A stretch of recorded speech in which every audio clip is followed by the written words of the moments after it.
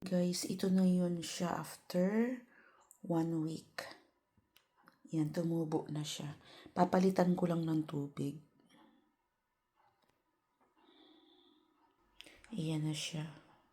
Yung 3 tumubo, yung isa hindi. Pero may bitak na rin siya eh. Pero siguro tutubo rin to. Yan. Tapos, palitan ko lang siya ng tubig at ibabad ko siya ulit. Yan, ibalik ko siya sa tubig.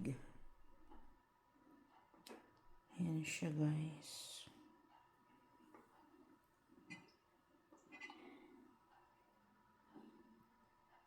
Ito, mahaba na yung ano niya, stem niya.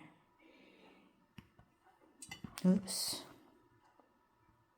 Yan siya. Ayan.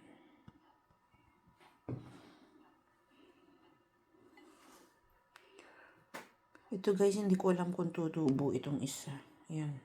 Pero sa tingin ko tutubo rin siya. Late nga lang. Ayan siya. Yung binalik ko na siya sa tubig. Pinalitan ko lang yung yung tubig niya.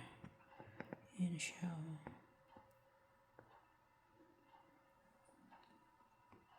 Tingnan uli natin kung bali siya 10 days bago naging ganyan. Ayan na siya guys. After 2 weeks.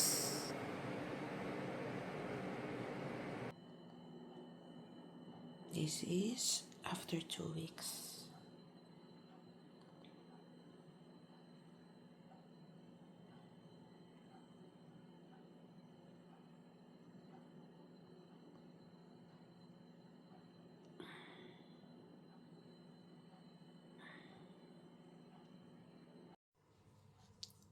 Okay, so after 3 weeks, ganito na siya.